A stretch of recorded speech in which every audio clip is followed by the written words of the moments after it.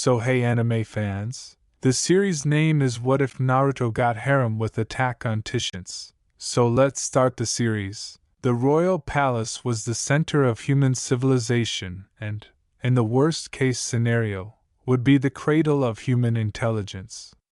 Since humans first began to live inside the walls, the best scholars of humanity were called to the palace to preserve the knowledge of mankind, but in recent decades, their numbers have decreased. The monarch of humanity had hardly been seen by anyone for the past 50 years, and they live in a tall defensive castle deep inside the Sina wall. Humanity had been lulled into a false sense of security by the century of peace, and people began to think that they would be able to live in their imposing sanctuary forever. Over time, the fear of losing human knowledge and achievements began to wane, and an inevitable complacency took over. The king and his subjects went back to living the luxurious and happy lives they had always wanted.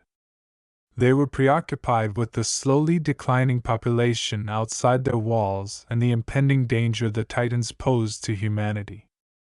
The most powerful men in the world were engrossed in the pointless lust of innumerable women and the delectable pleasures of their offerings, and they couldn't give a damn about the enormous number of deaths that could occur at any time.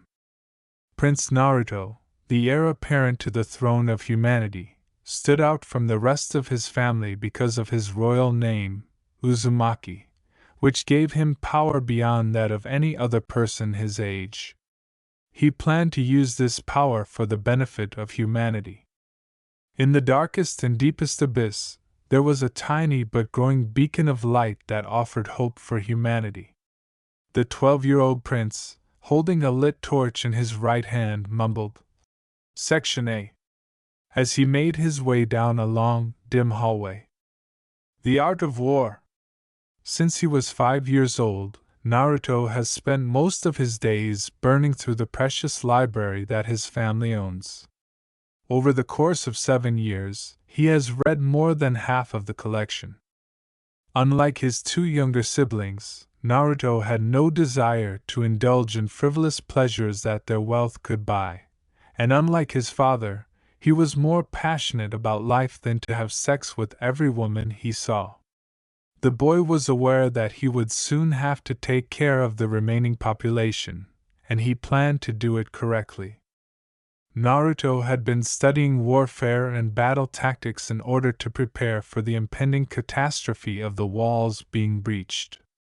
The prince became well versed in various forms of list wisdom and an authority on contemporary technology used against the Titans. From behind the youngster, a feeble voice said, "Naruto-sama." The boy was dressed in a blue robe over a basic t-shirt and sweatpants, and he appeared somewhat taken aback by the unexpected voice from behind. The lantern's light revealed the prince's face, which was already regarded as fairly handsome at his young age. His golden blonde hair and sapphire blue eyes gave him an appropriately majestic aura as prince.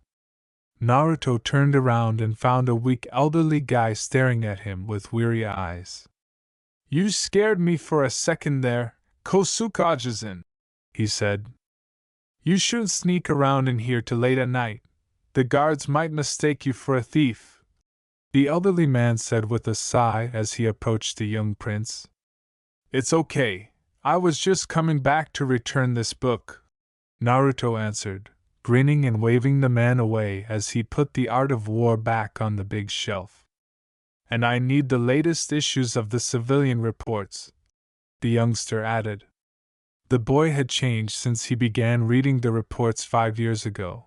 A new perspective had been exposed to the prince, and he finally realized that the world was not only facing the Titans. Civilian reports were thorough explanations of every crime reported with the 3 walls, and Naruto was likely the only person who would bother to read them. Sending reports up to the monarchs has become more of an antiquated tradition, but Naruto made sure the tradition would continue. The blonde felt terrible living in his palace while his people killed each other for the smallest personal gain.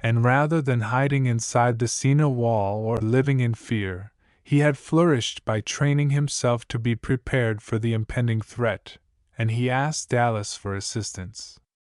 The general had been extremely worried about the heir apparent of humanity leaving the palace alone, but he had come to terms with the fact that Naruto had to do it. Dallas was also quite confident in Naruto's fighting abilities, which would already be sufficient for him to graduate from the training academy as a top student. It had been 3 years since Naruto had been training under the general when he was finally judged ready to travel the outside world on his own. 2 minutes left! The elderly guy exclaimed. As the general looked up, he heard someone flying across the training area on a 3D maneuvering system. The training field was constructed inside the largest dungeon in the palace, and trees and boulders were moved in for realism. At the moment, the prince was speeding through several trees while holding his personal blades. The field was filled with numerous mock titans, and the prince's job was to cut through the backs of their necks before the allotted time ran out. A group of the best engineers in the kingdom created the training field, and the general himself personally explained it. The fake titans would be attached to a number of large wheels on the ground and move at a speed comparable to that of a real titan. The prince had been training with these simulations for years, and he was improving every day. Initially, the general gave Naruto 30 minutes to destroy 10 targets. Now, he only has 5 minutes to destroy 20. I just need 30 seconds more. 30 meters from the tree, Naruto fired his slingshot and engaged the maneuvering system. As he leveled his weight lower, the gas pushed the blonde in the direction of his target, and as he increased the gas release, the prince's body sank closer to the ground.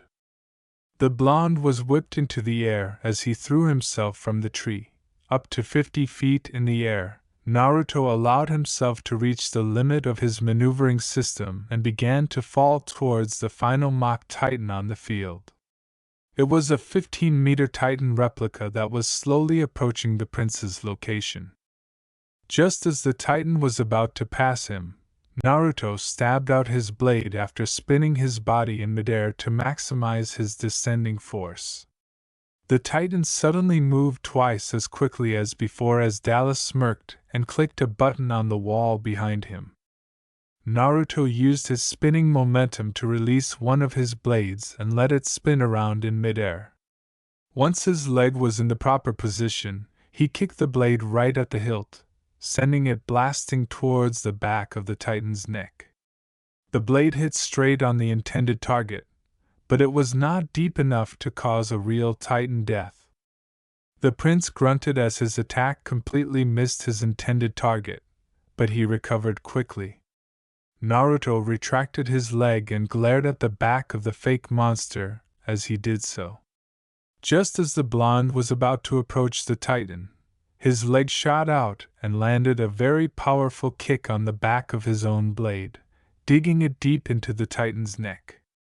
Naruto used a split second to realize his position in midair and the position of his blade, then shot another slingshot at the back of the titan's head and immediately pulled himself towards it, leveling himself with the high speed. Dallas observed with a sly smile as the prince landed back on the ground after making the exact maneuver in midair. The elderly guy crossed his arms and commended him, saying, "You have certainly progressed a lot these past few weeks. All thanks to your effective training, Dallas-sensei," Naruto said, wiping away some perspiration with his sleeves as he approached his teacher. The prince approached the edge of the enormous room and drank some much-needed water from his bottle. Training had been much more difficult than it had been in the previous months, but his body had been adapting to it quite well. It appeared that the combination of the increased difficulty and the onset of puberty had enabled the prince to improve at incredible rates. It was out of the ordinary for a 12-year-old boy to finish such a task in less than 5 minutes.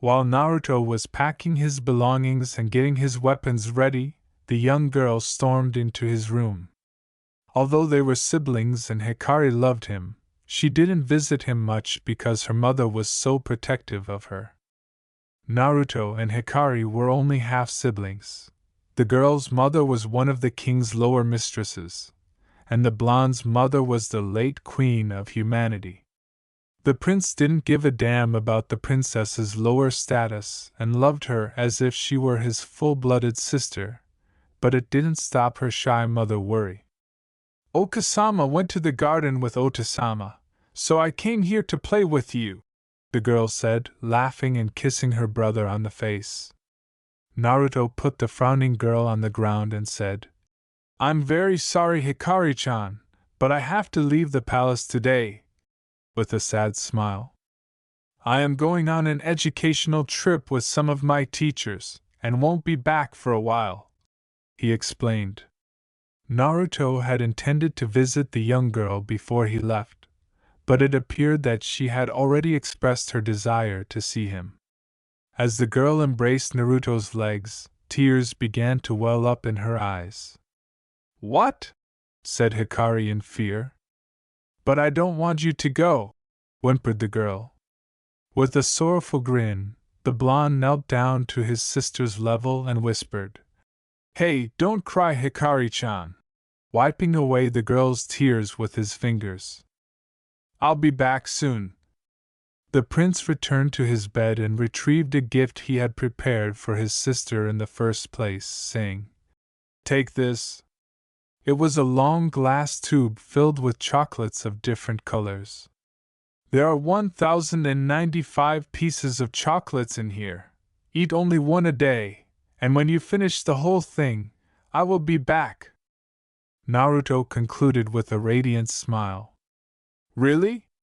Hikari asked, sniffing as she accepted the candy tube from her brother.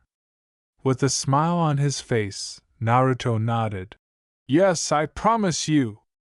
The boy took the girl in his arms and said, I will buy you many presents when I come back too. Hikari put her arms around her brother's neck while she was still crying, and Naruto felt awful when she began to cry even more. The prince gave his sister a tender kiss on the forehead and tousled her hair, saying, Be good for your Okasama, Hikari-chan. When the prince silently signaled the maids to leave the room with the distraught princess, Naruto continued to smile at his sister as she was carried out. Naruto secretly felt a little bad about leaving his sister for so long, but it was a small price to pay for something so fulfilling. Naruto believed that all royals should learn about the outside world, but since he was the only one who was willing, he had to face reality alone. Naruto sighed as he went to his desk and packed a number of informational files into his travel bag, which was one of the last items he needed to bring on his trip. The files contained a list of criminals he needed to keep an eye out for, as well as a wealth of information that Naruto had distilled from years of reading the civilian reports. The boy, dressed in a high-collared black jacket over a white t-shirt, dark blue jeans, and cozy back leather travel boots, tucked his favorite pistol into the black leather holster that was fastened to his belt. His golden medallion was affixed to a necklace around his neck, which he made sure his shirt concealed from the outside world. Naruto said to himself, Time to get going. As he left his personal quarters with his bag slung over his shoulders and his sheathed twin blades in one hand. He didn't plan on packing much, but he did bring his personal banking information, which would provide him with enough money to last him for several lifetimes. A little smile appeared on Naruto's face as he passed a large painting of the late Queen of Humanity, who was also his birth mother, as he made his way down the hall to the palace's main entrance. Naruto had never met his mother before because she had died giving birth, but he would sometimes talk to her when he was feeling down. Until we meet again, Okasama. No one dared to question the palace's known genius as he left, and they were unaware that it would be more than 3 years before they saw him again.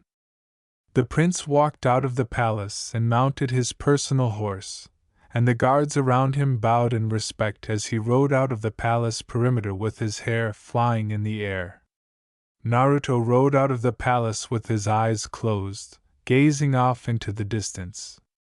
Let this day be the beginning of a new era in human history. I swear to Kami-sama above that I will permanently alter this somber world. The majority of people had adapted to the seeming peace over the past century, and society had gradually begun to continue in small, straightforward ways.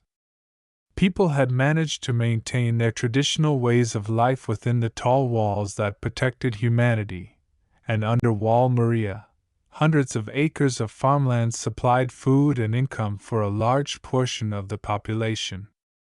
Some of the farmers lived within a mile of the Titans, with only the high wall separating them, but they were still unaware of this dangerous fact. The last of a once dominant clan known as the Orientals, they ran a small farm on the outskirts of Wall Maria.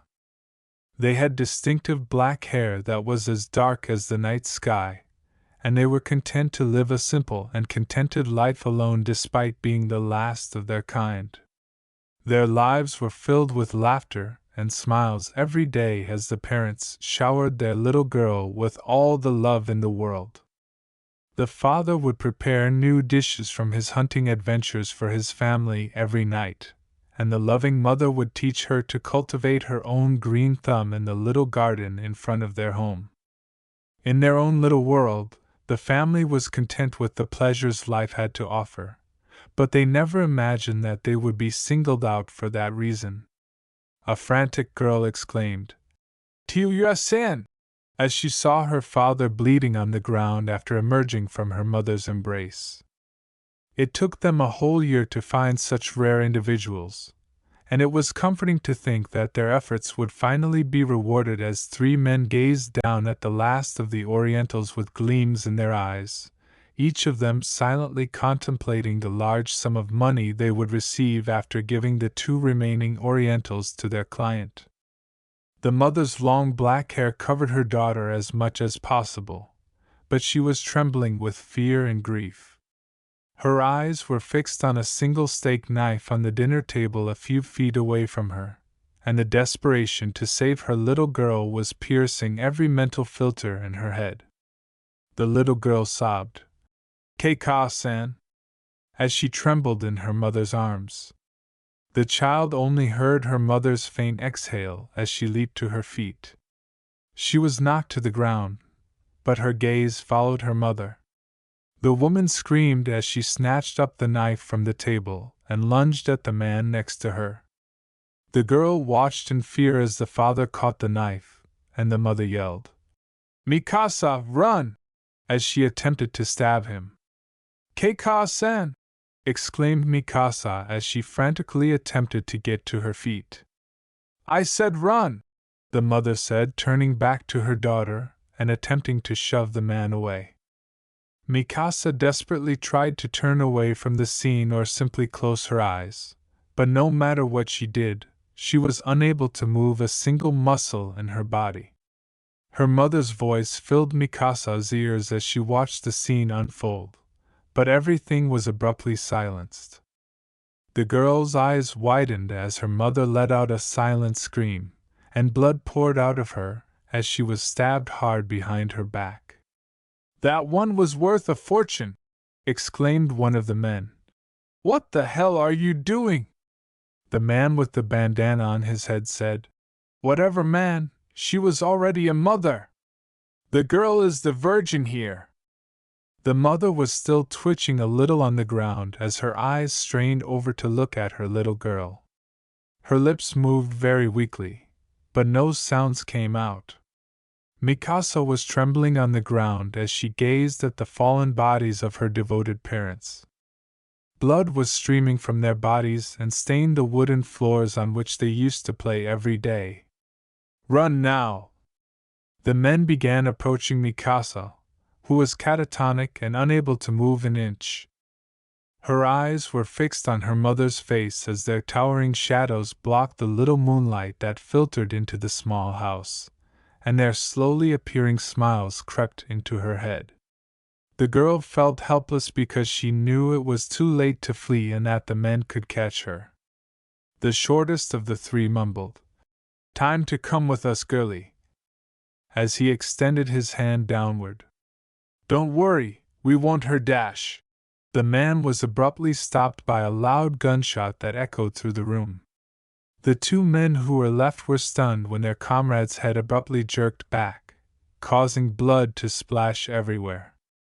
The short man collapsed to his knees, with the majority of his forehead being blasted to pieces, and he joined his two victims on the wooden floor.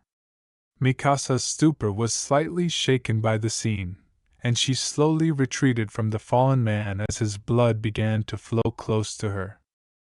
As the girl's back hit the back wall, she heard footsteps entering her home steadily. The front door was right next to her, and she recoiled when she saw someone enter wearing black leather boots. As a young guy entered the tiny residence, a somewhat childish voice exclaimed, "Human traffickers! I've been looking for the few of you for a while now, but it seems that was a bit too late," the man remarked. In the last year, someone had been killing off nearly every wanted criminal, which was very new because the police force would rarely be in the Wall Maria area. Records showed that the bounty hunter had blonde hair and blue eyes, but no one had ever claimed that it was just a young teenager. The two men foolishly grabbed onto their weapons, which included a machete and a sledgehammer, and faced the newcomer fiercely. Fear and paranoia were heightened when they saw the man's blonde hair, and their feelings worsened when they saw the man's piercing blue eyes staring into their souls. The majority of humanity welcomed the unknown hunter, whom they came to call the Purge. As long as he was taking out the trash, no one cared who or what he was, and the crime rates had been steadily declining as a result of the Purge. Every criminal would begin to cower at the mention of the Purge. No one knew how the Purge kept finding random criminals or how he managed to kill them off so easily, but no one really cared. According to appearances, the Purge was only a young adolescent with some baby fat still on his cheeks. His hooded vest covered his body, and his spiky blonde hair protruded from it. He had another pistol strapped in a holster around his right leg, which was also covered by black combat pants. The boy was tall for his assumed age, standing at around 5 feet. There seemed to be something about him that made the two grown men in front of him feel intimidated, as though there was an aura that projected the boy's rage and desire to kill. As he reloaded his weapon, the boy questioned, "How much are you two getting paid?" His voice was unnaturally calm and stern, which was extremely unnerving for the individuals in the same room. "How much is worth killing 2 people and ruining the life of a young girl?" he asked. The tall, bearded, hairless man who appeared to be the group's commander questioned, "Who are you?" The sledgehammer he was holding was extremely destructive, but everyone knew it would be ineffective against a man brandishing a pistol. "I think you already know the answer to that," said the blond boy, leaning his weight on one side and cracking his neck. The only way to defeat the young adolescent in front of them was to use their superior numbers, so the leader silently signaled his remaining partner to move to the right while his partner moved to the left. The two men's eyes stayed fixed on the boy as they moved very slowly and steadily, but their rapid breathing showed their obvious fear and nervousness. The Purge appeared to be indifferent to the two men encircling him, or the reality that he was facing 2 opponents, while only holding one gun in one hand as he stood in the same place with unfocused eyes. Though there was something in the girl's hands, the knife that killed her mother and that the man dropped to reach for his sledgehammer, Mikasa looked up at the boy, who was only a few years older than her, not because she was particularly perplexed by his behavior, but rather because she was afraid to look anywhere else. As he chopped his machete down at the purge, the second in command yelled, "Die, you punk!" The leader, of course, acted at the same time and struck his big hammer as hard as he could at the boy. Unexpectedly, the boy grabbed a blade of his own and used his own strength to effortlessly cut through the sledgehammer's bar. The hammerhead hit the ground, and the boy kicked up his right foot to block the approaching machete. The loud bang of the pistol shooting through the second in command's head drowned out the hammerhead's impact on the wooden floors. As the dead man collapsed on the ground, his blood smearing the surrounding floorboards, the purge gazed into his eyes. A few feet away, the leader realized that there was only one way for him to escape this situation alive. The big man jumped as quickly as he could, and, before the boy could turn around, he caught Mikasa in his arms in a deadlock. The girl screamed in terror as he lifted her up into his arms, his big hand threatening to crush her windpipe. The girl cried out, "Help!" as the boy turned to face them. "To think that a grown man like you would use a little girl in order to save your own life," the blonde said, his pistol and sword resting against his sides. The man said angrily, "Shut up, you little shit! Put your pistol and blade on the ground and turn around!" The girl groaned in agony as the man's hold tightened around her neck. "Or I will snap her neck," he said. The man growled in rage as the boy simply grinned and said, "You will not kill the girl, because if you do I will kill you right away. There can only be two outcomes here. Either you kill the girl and I kill you, or I wait until you are too tired to hold the girl and I kill you." "What are you going to do if I don't kill your only hope of survival?" the boy asked, his tone slightly condescending. The man exclaimed in exasperation, "Then what the hell do you want me to do?" "There we go, you aren't as stupid as I thought," the blonde said with a smile and a nod. The boy put his cloak back over his blade and took out his other pistol before putting the first one back. His calm demeanor was further demonstrated when he sat down with a sigh after pulling a chair up from the dinner table. "I want some information," he said. "What the hell do you want to know?" the man said, clutching the girl's neck while trembling slightly by the legs. With his weapon hanging loosely in his palm, the boy positioned one knee over the other and asked, "Who was it that hired you? What does he want with the girl? And where does he live?" "I can't tell you that," said the angry individual. "Even if you let me go now, he'll kill me when he finds out I ratted him out. If you don't tell me, you will die now." The young adolescent muttered dangerously as the blonde's eyes suddenly became very serious. When the man said, "He is the chief merchant within Wall Rose, the richest and most powerful man in the entire Rose section." The boy's face remained stoic, but he was already planning to visit Wall Rose. "He has a huge harem in his home. We are hired by him to find an Oriental virgin for him to add to his collection," the boy said, finally giving in after a few minutes of silence. The blonde asked with a hint of fear, "How much is he paying you?" $50,000. The young teen muttered, "I see," as he eventually rose from the chair. "You people are willing to destroy a family of 3 for $50,000. You killed the father and the mother, and you are going to ship the daughter off to some old rich man so he could have his way with her. You disgust me," the blonde said, stopping in his tracks and giving the man a ruthless glare as his blood boiled with rage. Mikasa listened shakily, tears streaming down her cheeks. The man was backing away from the purge with trembling legs, saying, "I am sorry," as the teenager's pistol began to aim at him. The girl's small body was insufficient to shield him, and he said, I needed the money. Who has the time for a clean conscience in this world? It is always hunt or be hunted. The purge stepped toward as each word passed through the man's mouth. It is the way of life. For several minutes, there was a relative quiet in the room as the blonde kept staring at the man without moving.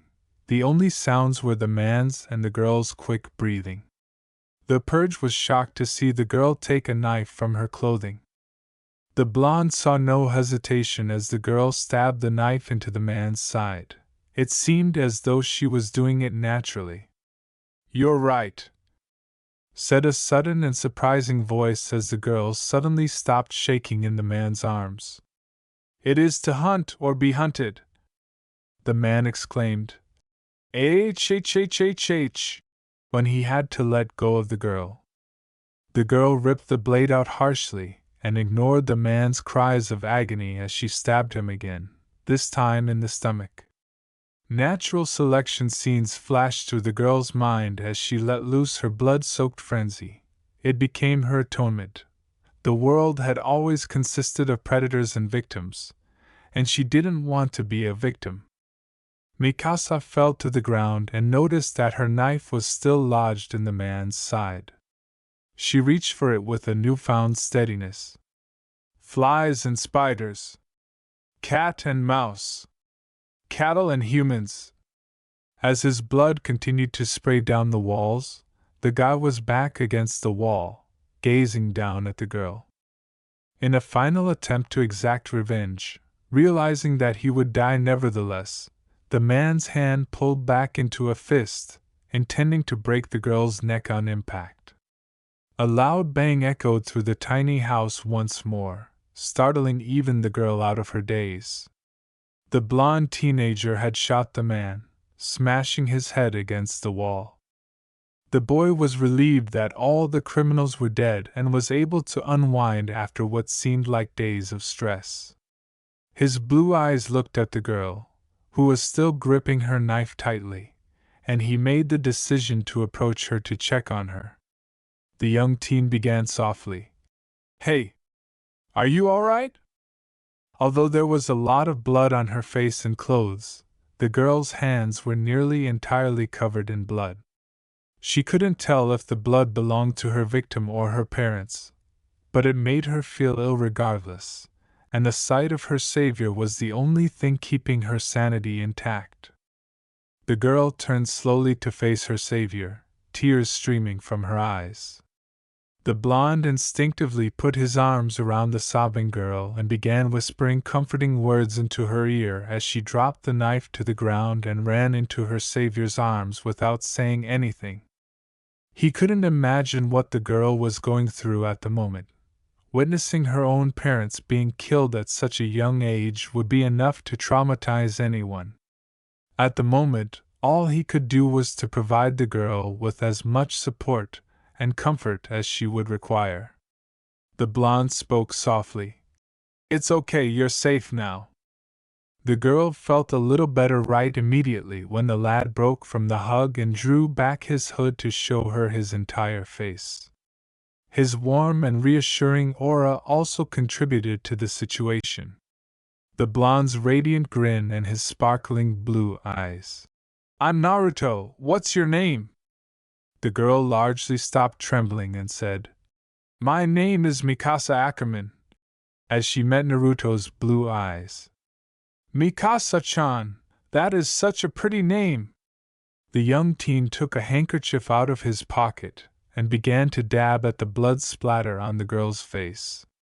Since she was still crying, it was easy for him to remove the drying blood. The menial task calmed the two housemates, and their breathing started to level out completely. "There you go, Mikasa-chan, all pretty again." Mikasa's eyes stayed fixed on Naruto's own blue eyes, and she gave his words a tiny nod. "Let's get you out of here." Naruto grabbed Mikasa's shoulders as he began to back out of the room, making sure the girl's eyes were fixed on his as they left. The last thing he wanted was for the girl to see her dead parents again. As they stepped outside, a rush of cold night air filled the room, and the fresh air truly helped Naruto decompress. However, a rush of footsteps came from behind the two young teenagers, and Naruto turned to see a man and a small boy. The boy next to him was young, probably around 10 years old, with short dark brown hair and intense eyes for his age. They were both running towards the Ackerman household when they froze upon seeing Naruto and Mikasa. The man had long hair and a small mustache, and he was holding onto some kind of briefcase. His expression suggested that he was quite worried. "What is going on here?" the man yelled after with a sigh. Naruto drew Mikasa back into a tender embrace. He didn't want to explain why Mikasa was so close, but he also didn't want to let go of the distressed girl. The blonde assessed the newcomer and concluded that he posed no threat because the man was thin and appeared weak, and he was carrying a child, so it was unlikely that he was an enemy. This family was attacked by 3 human traffickers, and the 2 parents were killed in the process, the blonde said, getting to his feet and holding Mikasa to his chest. "Did you know this family?" he asked. "Yes, I am Grisha Jaeger and I was their doctor, and who are you?" the man said, looking at the young man suspiciously after initially being frightened and appalled. "But that is not important right now. Can you see if Mikasa-chan is doing okay?" the blonde remarked, approaching the doctor. "I'm the one who got rid of the criminals." For a few while, Dr. Jaeger remained mute, uncertain whether to trust the unfamiliar individual before him, but he nodded nevertheless. His first concern was to find out if the girl was okay, so he knelt beside her. "Mikasa, do you remember me? I am Dr. Jaeger. I helped your mother and father before." Mikasa nodded and moved slightly away from Naruto. "Yes. I'm going to check you over a little, okay? I want to see if you are alright," Grisha said with a grin and a quick pat on the girl's head. The doctor diagnosed the girl as he would everyone else. He examined her eyes, pulse, and body for wounds, but she was fine overall. A few cuts were visible, but they weren't serious. The girl's almost obvious psychological wound was the real issue. Nobody could bear to watch their own parents be killed in front of them, and everyone was concerned about how the girl would handle it. Before turning back to his son, the doctor nodded and smiled, saying, "You should be fine, Mikasa. Please sit down or rest for a little while." The boy nodded silently as he approached the girl. It was shocking for him as well. He was supposed to meet her tonight, and they discovered her family slaughtered. The thought of it made Eren angry. As the children's light conversation hardly reached them, Naruto and the doctor strolled away in silence. "So I assume you have some questions for me?" Naruto asked. "Yes, can you tell me why you are here in the first place?" Grisha said, nodding and crossing his arms, while Naruto remained impassive. "This is not a very crowded area. Almost nobody passes by at night," he said. As he shifted his gaze back slightly to face the stoic Mikasa, the blonde adolescent nodded and sighed. "I have been trying to track down those human traffickers for a while now, and their trail led me here tonight," he said. "But it seems that I was too late to save her parents," he said. "Why were you following those criminals in the first place? You are just a kid," the Jaeger asked, looking down at the youngster in bewilderment. As the doctor flinched back slightly, Naruto smirked and crossed his arms. "I'm sorry, but I don't feel the need to explain myself to you," he said. "All you need to worry about is the girl. With my gunshots a few minutes ago, I imagine the police will come soon, and I rely on you to take care of the situation," he said. The blonde grinned down at the young girl and gave her a gentle head pat as Naruto returned to the children with a smile on his face before the doctor could speak another word. Mikasa immediately glanced up at him when he was near her and got up to approach him. Naruto smiled kindly and added, "It's going to be okay, Mikasa-chan. Those bad men are all dead and they won't ever try to hurt you again." "Okay." Mikasa nodded while maintaining eye contact with Naruto. "I have to leave before the police get here, but don't worry, Dr. Jaeger here will take care of you," Naruto said, nodding back and taking a little step away. Mikasa was very distressed as Naruto turned around and moved back, saying, "See you later, Mikasa-chan." The girl raced forward and put her arms around Naruto's waist, screaming, "No! Don't leave me! Mikasa-chan, you are safe now, you don't need me here anymore," Naruto said, acknowledging the girl's desire for him to stay despite his surprise at the dramatic reaction. Mikasa shook her head and tightened her arms around Naruto's waist. "Let me go with you," the girl said. "I don't want to be alone here." As he brushed Mikasa's hair, the blonde turned completely around to face the girl and said, "You can't go with me, it is too dangerous." "You can stay with my family, Mikasa," the doctor said, deciding that it was time to speak up. He knew that if the boy kept pursuing criminals, Mikasa would be in grave risk of following him around. The last thing he would want would be to discover Mikasa dead on the streets. When Mikasa turned to face the doctor and his nodding son, she was taken aback. "Yes, the doctor here is a very nice man and he will take good care of you," Naruto said with a smile and a nod. "You can come live with us. My wife had always wanted a daughter and would love you very much," Grisha said, approaching the girl and gently removing her from Naruto. Eren approached his father and nodded in agreement. "Eren will also be like a little brother for you. He's not very good with other people, so you can help him with that," Eren said, making a face and crossing his arms. Despite appearing convinced, Mikasa's gaze remained fixed on Naruto. "But can I see you again?" she asked. The young blonde said, "My mother left me this necklace, so it is very precious to me," as he withdrew from the girl. "Come here, Mikasa-chan." Naruto smiled at the girl and got something out of his pocket. The girl approached her savior and was a little perplexed when he began to put a necklace on her. It was a narrow piece of emerald with a smaller piece of diamond. "Why don't you keep it safe for me, and when I have time I will come back for it," he said. With sad eyes, the girl glanced down at the necklace before turning back to face Naruto. "Okay, Naruto-san," she said. "Be safe, Mikasa-chan," Naruto said with a joyful smile before leaning in to give Mikasa a delicate kiss on the forehead. The boy got to his feet and moved away from the group.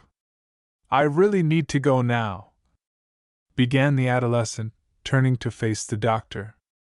"Please take care of Mikasa-chan for me," Grisha said. "You can count on us," with a serious nod. Eren grinned and exclaimed, "Good luck, Naruto-san!" He had grown fond of the man who had rescued the young girl and killed 3 criminals. Naruto gave a final grin before turning around and running off. The blonde exclaimed, "See you later, Mikasa-chan," as he vanished from view. Mikasa grinned sadly as she gazed down at her new jewelry. "Goodbye, Naruto-san," she said. The 14-year-old boy looked around him and saw happy children and proud parents everywhere. The sun was high and warm, and a gentle, brisk wind blew through the peace and quiet surrounding Wall Maria. Over the previous 2 years, the crime rate in Wall Maria had been steadily declining, and the numbers were still declining. The purge's name had spread throughout the entire city, and criminals were eroding at the mention of it. The criminals within the massive wall were pragmatic rather than cowardly, and while they were uneasy about the purge, They never imagined that it would truly threaten the entire criminal community. This terrifying reality was exposed when the purge moved inland and completely destroyed Walrose's main merchant district. The 50,000 square foot estate was in ruins, the walls were destroyed, the trees were uprooted, the housing infrastructure was destroyed, and the main merchant himself was suspended from a 50-foot pole. The man was not dead, but the word greed had been blade carved on his forehead, chest, back, and both cheeks. The man's 20-woman harem was disbanded on the same day, and his private security team took boxes of cash out of the estate. It turns out that the man had a sizable fortune on his property, which the purge man and his men divided equally among the residents of Wall Rose and Wall Maria. Next came the merchants trading goods, which were all offered to the general public for the lowest possible price. All of these factors made the populace extremely glad and appreciative of the purge, and the increase in good energy made everyone's attitude much better than it had been before. People began to trust the economy once more, and everyone was gradually getting better. A single individual can have an impact. A middle-aged woman with a basket of roses said, "Hello there, young man. How about getting your girlfriend some flowers?" she asked. "Sure, give me several," said Naruto, grinning back and nodding. "Here you go." After handing the woman some cash, the blonde left.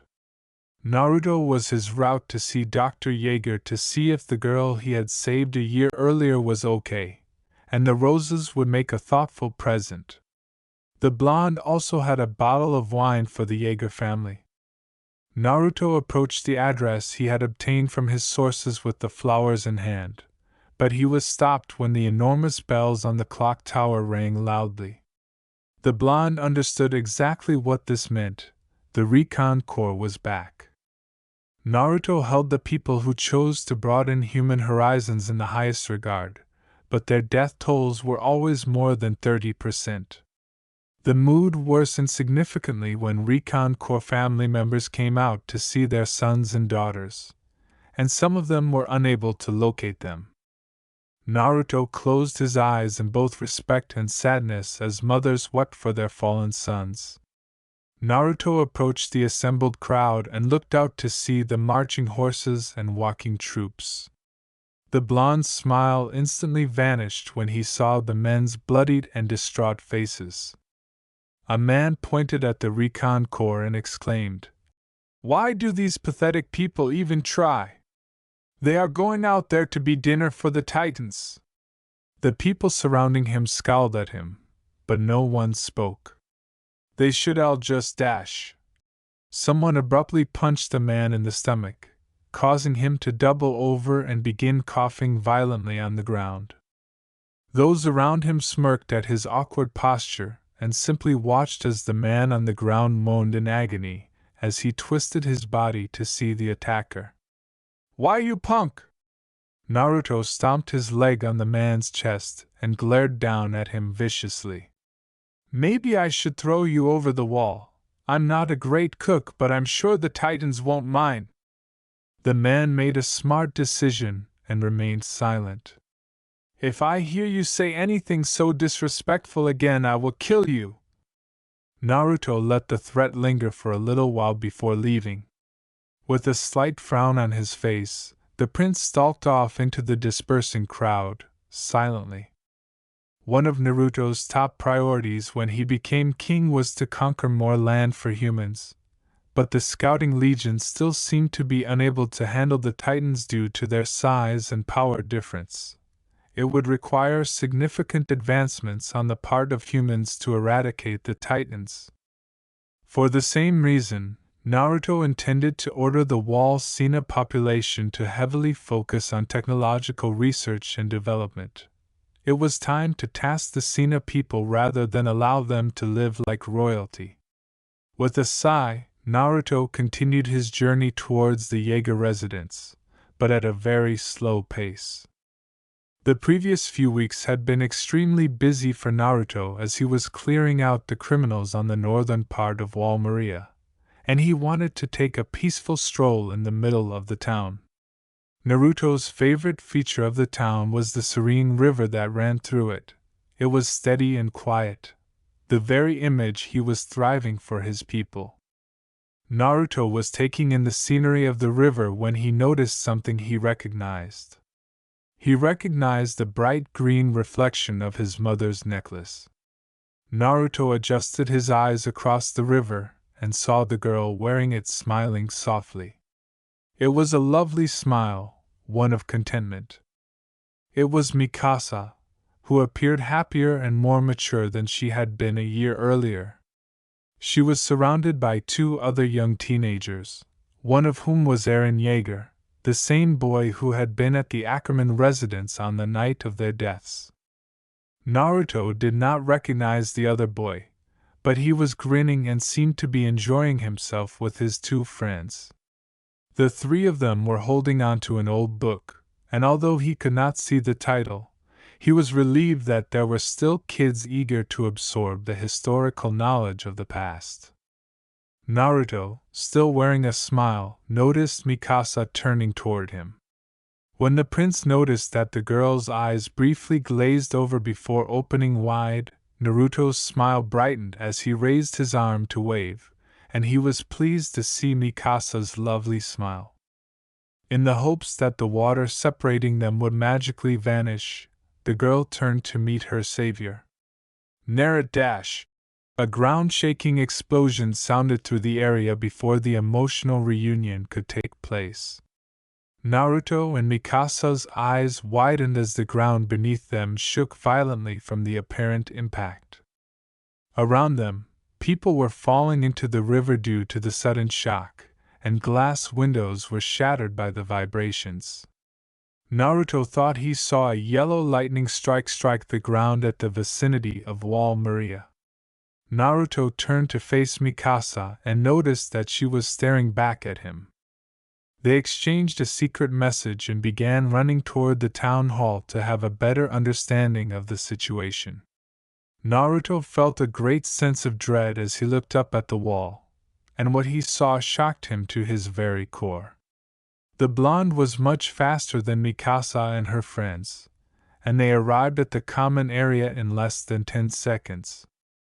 A huge crowd had already assembled in the large area, and everyone was staring up at the wall.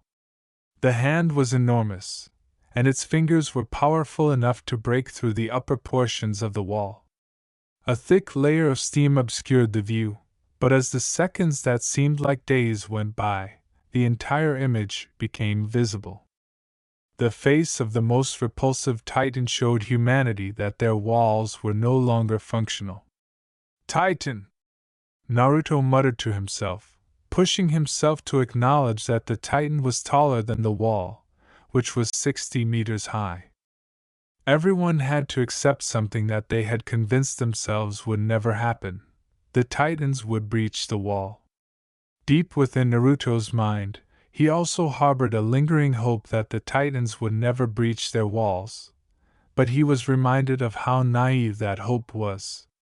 Panic began to spread around the prince, with people screaming and running away, mothers clutching their children, husbands dragging their wives into their arms, and some people just sobbing on the spot. Because of his combat expertise, Naruto recognized that the Titan's body language only indicated one thing when he placed his other hand on the wall and began to lean his head in. The prince's eyes widened in horror, and he yelled, "Run!" as loudly as he could.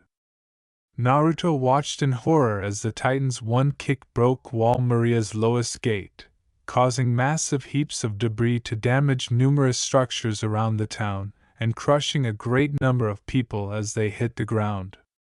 In an instant, chaos erupted, and the town was in ruins.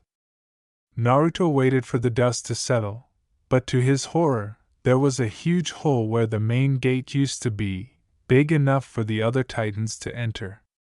Smaller vibrations of footsteps were filtered into everyone's ears, and smaller titans began to come through the hole in the wall. The quiet serenity turned into piercing shrieks of fear, and the grounds were shaking as everyone fled from the southern part of town. Since humanity had been protected by the walls for 100 years, no average person alive today had ever seen a titan in real life. Entire swarms of people were running madly to the opposite side of town. Naruto would not be surprised if someone was trampled to death by other humans.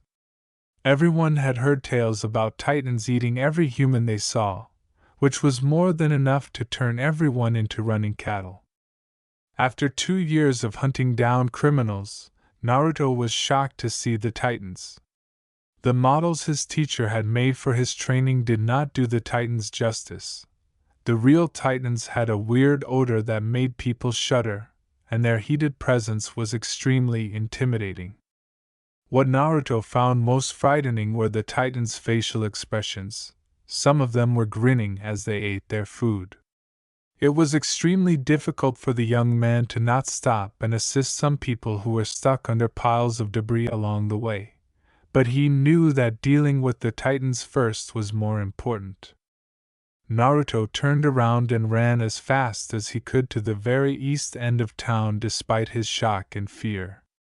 Naruto was shocked to see that the giant titan was no longer behind the wall. Rather, it simply vanished. It should have been impossible for something so large to disappear in thin air. It was almost as if it had thoughts, and its goal was to breach the wall so the other titans could enter and feed.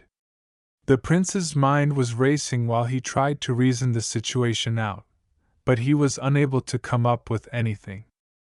With a final quick burst of speed and a shake of his head, Naruto and Wall Maria reached the guarding post. The prince yelled inside the station, "There are titans coming in from the south! Get your gear and let's go!" There were only 5 guards at the station, which surprised the young guy. He could see at least 10 3D harnesses on the equipment shelf, thus the only reason for this may be that 5 other guards had already fled. One of the guards, about to act, yelled, "What are you doing here, kid? Run away!" Ignoring the cries of the men behind him, Naruto quickly put on his harness and prepared his blades, suppressing his own feelings of disappointment as he ran past the remaining guards and grabbed a pack of equipment for himself. He knew he was capable of fighting and would do everything in his power to delay the titans. The primary goal was to evacuate the people of Wall Maria to Wall Rose, which would take time. The prince was using his gas-powered cables to jump from building to building, and he could already make out some titans in the distance. As Naruto approached the 7-meter-tall creature, he thought, "Wow, this is the first time I've actually seen a real titan. It kind of looks like a human," he thought, as the titan held a guy in his palm and bit it in two like he was having a tasty dinner. "But it is just a monster! Die!" The prince slashed his twin blades directly across the back of the titan's neck, killing it forever. Naruto shot his cable to a wall behind the titan and rushed towards it. He could still clearly recall the Dallas training, and his muscle memory was still there. With its mouth open, another titan rushed out from next to Naruto, nearly severing the prince. The blonde barely avoided death by jumping off the building he was on, and he was back on the initiative right away. Naruto glared at the stupid creature behind him before shooting his cable to the right and attaching himself to a tall tower. Pulling himself in the direction of the building, Naruto directed his weight to his left side. As he was about to make contact with the tower, he let go of the cable and let his body be launched into the air. From his height in the air, Naruto had a clear view of the titan below him. Naruto barreled down toward a building near the beast, spinning his body and his blades nearly severing the titan's head from the base of its neck. The prince called out to the people below, "Run!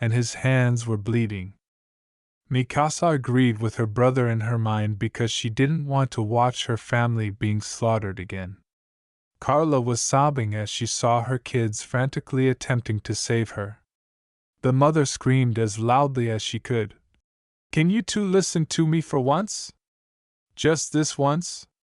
Abruptly, there came a loud, close footstep. When Mikasa and Eren looked up, they saw a Titan directly in front of them. It was approaching from behind their house, its eyes bearing into the children's souls, and it had the most unsettling smile on its face. "Please, run and live on!" Carla screamed more, aware of what her kids were witnessing. Carla closed her eyes as she saw a huge shadow extend from behind the house and the sound of footsteps grew louder. The last thing she wanted to witness was her children being eaten by a Titan directly in front of her, because of her. As they felt the Titan's heat close to their skin, Eren and Mikasa both closed their eyes, but they continued to attempt to raise the pillar. Carla exclaimed, "No!" as loudly as she could. All Mikasa and Eren could hear was their mother's voice. All of a sudden, there were no more rumblings or footsteps, and the heat was beginning to fade away from them. After a few seconds, the two kids looked up to see the Titan simply standing there, then they noticed some blood along its neck. The Titan's massive body began to sway from side to side before it fell, and the loud impact with the ground shook the entire area. Carla felt pain all over her body from the debris on top of her shake, but she was more than happy to see the Titan dead on the ground. The Titan's body was only a few feet away from landing on top of the home. Eren, Carla, and Mikasa were so relieved that they were shocked to discover that someone was standing atop the Titan's head. Mikasa's eyes were watering, but Eren and Carla were stunned by what they saw. "Mikasa-chan, you didn't anticipate that I would always be late?" Jumping down from the evaporating corpse, Naruto approached the two children with a smile on his face. While everyone was staring at him with a variety of expressions and emotions, he was especially pleased to see Mikasa's smile. The girl's smile was not just any smile, though. The soft curve of her lips and the tears of relief in her eyes told Naruto that her own miracle had occurred, that her prayer had been answered, and that he was there to save her once more. The girl threw her arms around her savior as tightly as she could and enjoyed the warmth of Naruto against her body, just as she had a year ago when she let go of her repressed emotions and ran into his arms with tears in her eyes. Naruto was the only person in her life that Mikasa knew she could always rely on, and he was also the one person she could use as a pillar of strength. Although Mikasa had never cried in front of them, not even on the first night she stayed at their house, the night her parents passed away, Eren and his mother were a little taken aback by her actions. Unlike his mother, Eren knew who Naruto was, and he could safely assume that since he had saved Mikasa a year prior, she could reasonably allow herself to rely and depend on him. Like he did a year ago, Naruto began. "It's all right, Mikasa-chan. You're safe now." And without realizing it, he saw that Mikasa had grown taller and could now rest her head on his shoulder. Mikasa muttered near his ear, "Why, you're really here. I was hoping you would arrive, and you did." "Of course I did," Naruto said with a smile and a nod. The group turned to see Hannes land on the ground after hearing someone using the 3D maneuvering system land behind them. The guard was a well-known member of the Jaeger family and Eren's surrogate uncle. He was also one of the brave few local stationary guards that Naruto had previously seen at the station. As Hannes dashed to the demolished house, his gaze instantly strayed to the flaming Titan body next to it. As he noticed the swords and equipment by Naruto's sides, the man softly pondered. "Who killed that Titan?" Did that kid kill it? Hannes, please assist with raising this pillar. Desperately, Eren sobbed. When Hannes realized how serious the situation was, he rushed to the left side of the pillar right away. Naruto ran up to the debris and grabbed hold of the left side with Eren. The boy looked up at Naruto, and despite the tears and other emotions in his eyes, the blonde could see a great deal of gratitude. Mikasa-chan, pull her out as soon as the pillar is off of her, Naruto said, turning back to Mikasa, putting all of that for later. All right. Carla glanced up at her daughter with tears in her eyes, but Mikasa simply smiled back at her mother, who was embracing her by the shoulders right away. As Eren and Hannes prepared, Naruto exclaimed, "Okay, on 3. 1, 2, 3. The three men used all of their strength, but the pillar initially remained still. A few seconds later, it broke through some of the rubble and was a few millimeters away from Carla. The three men were straining their muscles to keep it in place. Knowing that the moment had come, Mikasa grabbed her mother by the arms as firmly as she could. After what seemed like an age, Carla Jaeger was finally out. Eren and the others dropped the pillar as the woman and everyone else let out a sharp sigh of relief. The boy immediately ran over and gave his mother a tight hug because the idea of losing her was nearly too much for him to bear, and he wanted to make sure she was safe and out in the open. "Keika-san!" the youngster exclaimed, clutching his severely injured mother. "It's okay, Eren," Carla said with a gentle smile and a run of her fingers through her kid's hair.